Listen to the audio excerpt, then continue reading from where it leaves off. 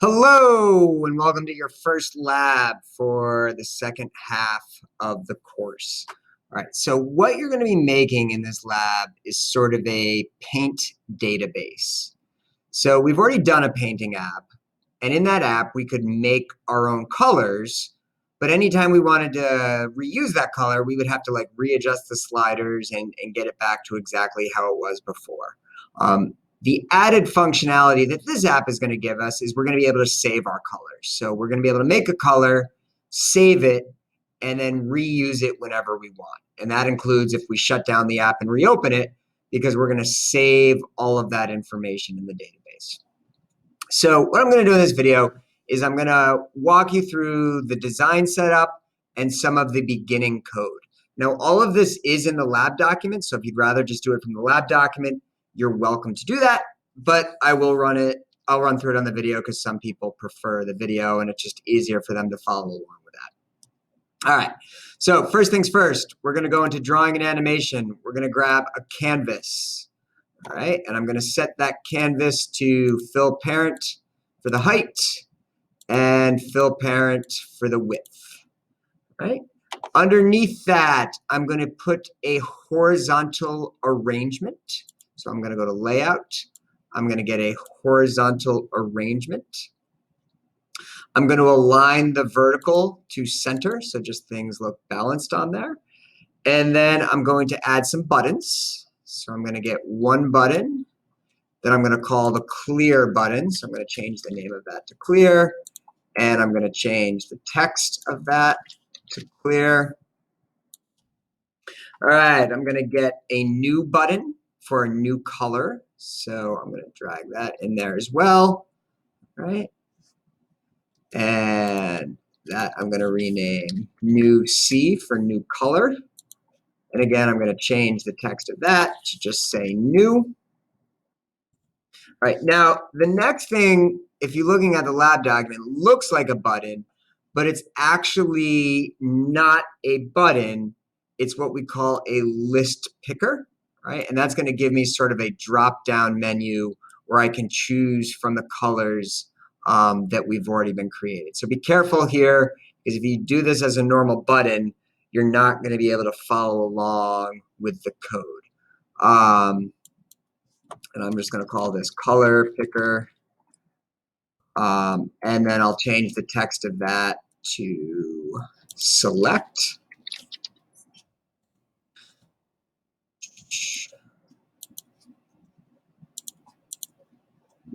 Oh, I changed selection. I meant to change text. Sorry. I'm going to change the text of that to select.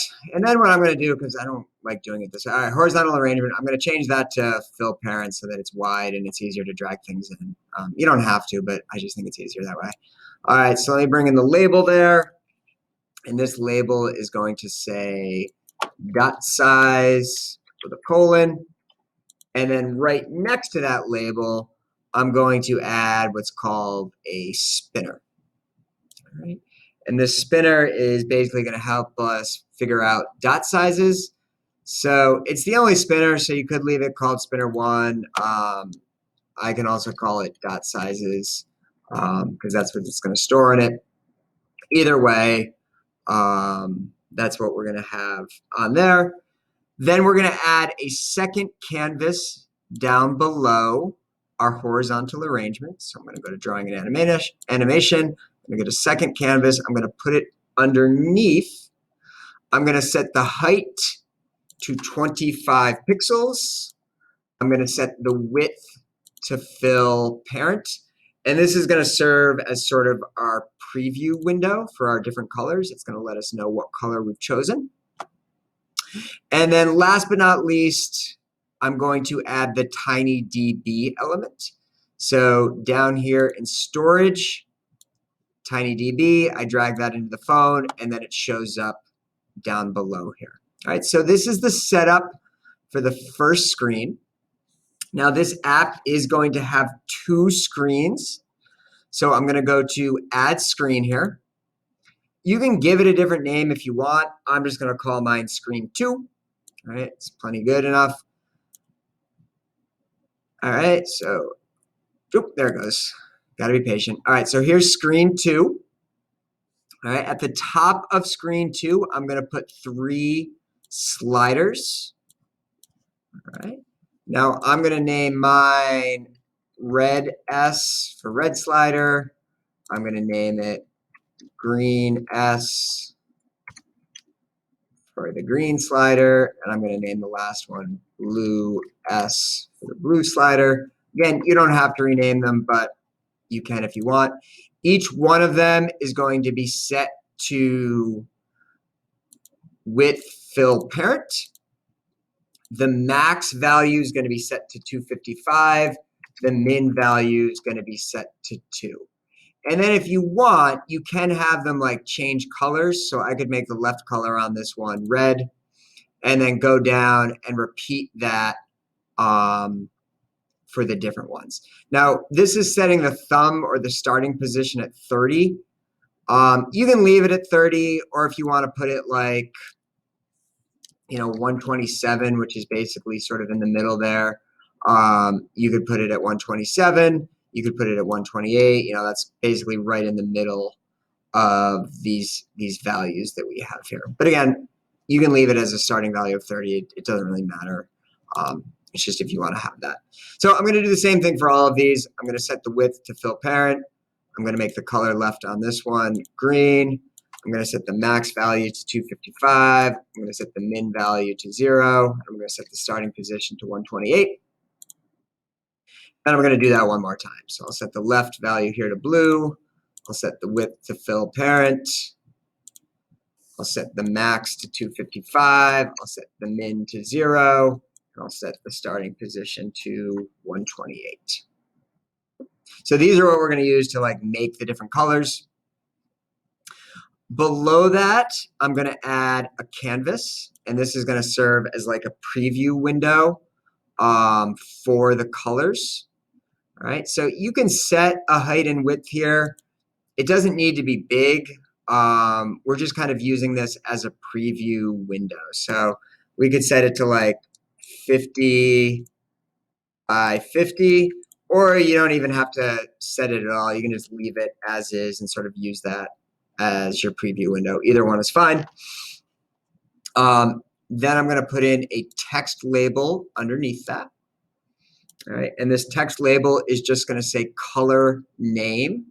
Right, this is where the user is going to have to type in the name that they want to give their color. So right below that, we're going to have a text box. Right. Now you can leave it as text box 1 if you want, because it's the only text box. You can also give it a name. You could say color name text box, or just color name, whatever you want as a name that's going to kind of let you know what it is inside of your code. That's up to you. And then below that, we're going to have 2 buttons. One button is going to say add to database. So I'm going to go here and rename this button the add button. And I'm going to change the text to add to database. And then the second button is going to be to clear the database. So I'm going to rename this one the clear button. I'm going to set the text of that to clear database. And then the 2 non-visual components that I need to add is if I go down to storage, I need to add TinyDB again, right, because we're going to use that all through the app. And this clear database is going to have like a little warning message that pops up. So to get the warning messages, we're going to have to go here to the user interface and grab the notifier. So that's everything you need for the design of the app. All right, this is our screen 2. This is our screen 1.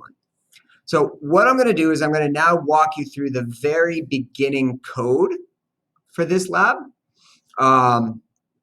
And then the document will take over after that. So I'm on screen 1. I went back to screen 1 up here. So make sure that you're on screen 1. Then I'm going to go to the blocks. Then I'm going to go down here on the left-hand side to where it says screen 1. And I'm going to get the event when screen 1 is initialized. All right, so this is code that's going to run at the very start of the app loading. All right, and what we're about to do is we're about to make sure that the database isn't empty. All right, and here's what I mean by that. So, how do I want to say this? So, when the app first loads, it's possible that there's no colors in your database. All right, it's possible that it's the very first time the app's being used and no colors are there. So what we're going to do is we're going to check the database and see if it's empty. And if it's empty, we're going to add a default color. All right, and our default color is just going to be black, but we're going to make sure that the database always has at least that one color so that when the user's using their app, they can always at least have that single color to pick from. All right, so to do this, we're going to start with an if statement. We're going to drag the if statement in there. And then we're going to get an equal sign. All right, green or blue, it doesn't matter. They both work the same. And then what we're going to do is we're going to go into the database and we're going to check for the color black. So the way we're going to do that is we're going to go to TinyDB. We're going to get the get value block. And we're literally going to type in for the tag, we're going to look for the word black. Now, if it's there, great. All right, we found it and there's a color in our database, so we're good. But if it's not there, we're going to put a value down here. So we're going to say, if the value of the tag is not there, we're going to have this return the value false. So if we can't find black, this whole thing is going to return the value false. And then the equal sign is going to check to see if it's false. So this searches for the word black. If it finds it, great. It brings back the color. If it doesn't find it, it returns the value false. And then we're checking to see if that actually happened. Because remember, this equal doesn't like set it. The equal is checking. So we're checking to see whether this gave us false. If it gave us false, that means black's not there. All right, there's nothing in our database because black is our default color. So if black's not there, that's a problem. So at that point, what we're going to do is we're going to add black. So we're going to get the store value. We're going to give it the tag black. And then the value to store is going to be the actual color black. So we can click on the colors menu and store black. All right, so again, we're checking to see if it's there. If it's not there, this gives us a false. And if it equals false, then we know that we have to add it. All right, and if it doesn't equal false, then we just skip this and we don't have to worry about it. All right, once we have that done, the other things that we're going to do is we're going to set our list picker. All right, so it's either going to be list picker 1 or it's going to be color picker, depending on whether you renamed it. And I'm going to set the elements to all of the tags in my database. So if I go to TinyDB and I get tags, that will give me all of the tags, which means it's basically giving me all of the color names. So this list picker will now have all of the color names in it. And I can, scroll through that list to pick the color that I want. I'm also going to set the starting value for that list picker. So if I go back to this and I get the dark green selection block, I'm going to set the starting selection to black. So this fills up the list with all of the colors we've created. And then I'm just starting the selection at black. And then what I'm going to do is I'm going to set the preview window. So remember, I have canvas 1, which is where the drawing is going to happen. And then I have canvas 2, which is basically my preview window. So I'm going to set the background color of canvas 2 to whatever this list picker is currently showing. Now, we're always having it black, so you could actually just plug the color black in here. But I want to show you how to use the database to do it, because eventually you're going to have to do that later in the lab. So to use the database, we can say, all right, get value, and the tag is going to be that list picker or the color picker selection. So if I go in here and choose the color picker, all right, that's saying look in the database for whatever was selected. And then if it's not there, we should probably have a default color. So again, you could just make the default color black or white or something like that. But that's like just in case for whatever reason the name doesn't show up. All right, so this is kind of the starting code to sort of kickstart you on the lab. The rest of the lab will walk you through everything else that needs to be happen. This is just sort of the beginning setup. So we have this thing where we're checking to see if there's any colors. If there's no colors, we input black, and then this just sets up the starting pieces. The only other thing we need to set up is our spinner. All right, now there's two ways we can set up the spinner. So this is our spinner right here. All right, these are the dot sizes that we're going to make available. One way we can do that is we can go up here to the designer view and click in elements from string and just manually type these in. So let's say I wanted to allow dot sizes like 3, 6, 9, 12, all the way up to 15. I can enter them right in here manually in the designer view. All right, if you do that, you just type the numbers in one by one, and they're separated with a comma. All right, that will set it up so that when the app loads, these are the choices that I have available to me. The other way to do that is instead of the designer view, you can do it with your code. And again, you don't have to do it both ways, just do it one way or the other. So you're either setting it up here in the designer view, or you're going back to your code. And what we do is we create a variable. All right, so we're going to create a variable, and I'm going to say initialize. I'm going to call this variable dot sizes, and I'm going to initialize it to a make a list block. And then let's say I want to have like 5 different dot sizes. I'm going to put 5 things in there. All right, and then let me get 5 numbers. 1, 2, 3, 4, 5. All right, I can go 3, 6, 9, 12, 15. So now I have this variable that is a list of all of my different dot sizes.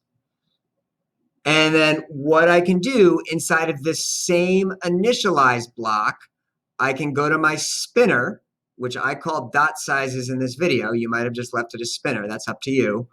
And I'm going to set the elements of that spinner to the variable I just created. All right, so I created this variable dot sizes that sets the value to this list that I just created here. So again, either way will work. Now, one final piece of information before I show you kind of a finished product of what you're building towards. Now, when we started talking about databases, I said like each app can now have its own database. And that's true, but there's something a little weird about using the emulator, all right? And the thing that's weird about using the emulator is that when we go between our different projects, technically, those are not different apps. They're all running through the MIT App Inventor app.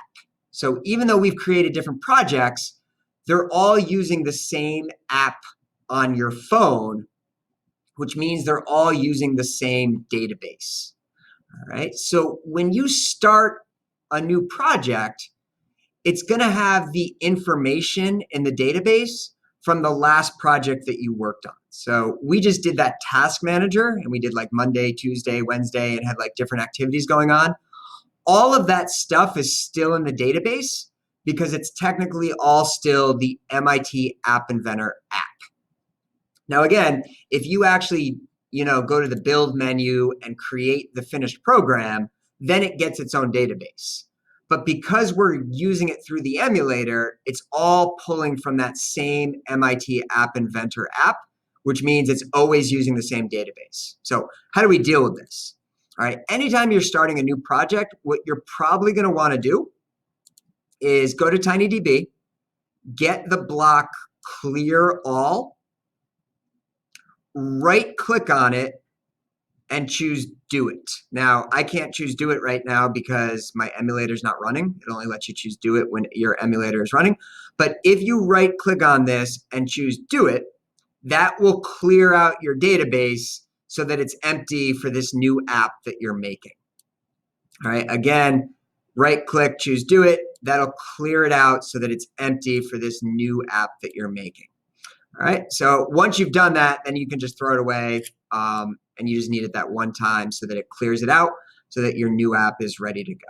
So what I'm going to do is I'm going to pause this quick. I'm going to load up a finished product, and then you can see what you're working towards. All right, so here it is. Here's the app. So what I'm going to do quickly is I'm going to go and clear out the database. So I'm dragging this in. I'm right-clicking. I click do it.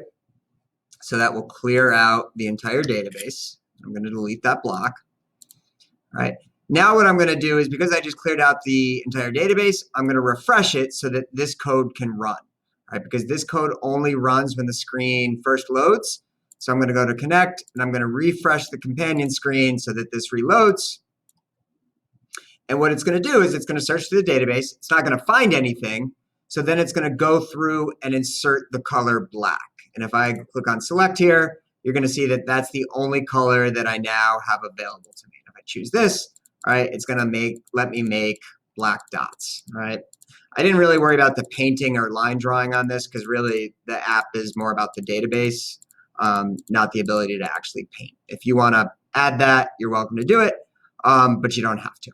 Right. And then this little spinner is what lets me make different dot sizes. So I can choose this and make my dot larger or smaller, whatever I want there.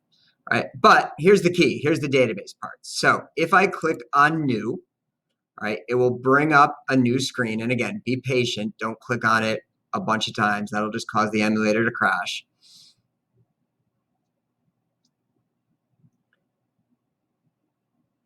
All right. I've got my sliders here that I can slide around to get different colors. So maybe I want this color right here to be always available to me. So I could go in here and I could say, oh, I want to add the color purple. And I can click add to database. And then again, be patient, let it have its time. But this is going to bring me back to screen one. And now when I go to my select menu here, all right, I have the choice of black or purple. If I choose purple, my preview window changes and I get purple dots. If I go back to black, my preview window changes and I go back to black dots. Now, the other functionality that this app needs to have is I'm going to go back to new here.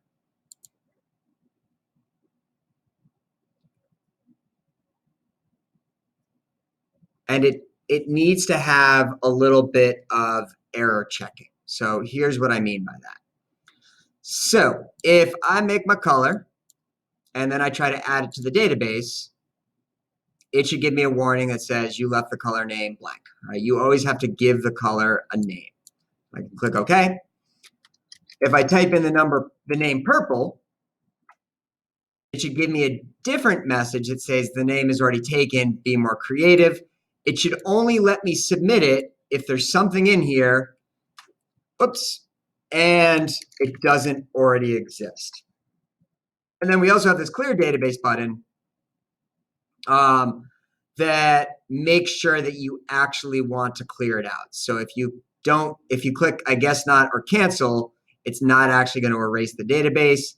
It'll only erase the database if you choose definitely. So if I click cancel, all right, it won't actually do anything. All right, so that's what you're making. All right, that's what you're working towards today. So again, the lab document will walk you through the rest of the details here, but this is sort of what you're striving to make by the end of the lab. All right, so I hope this was useful and have a great day.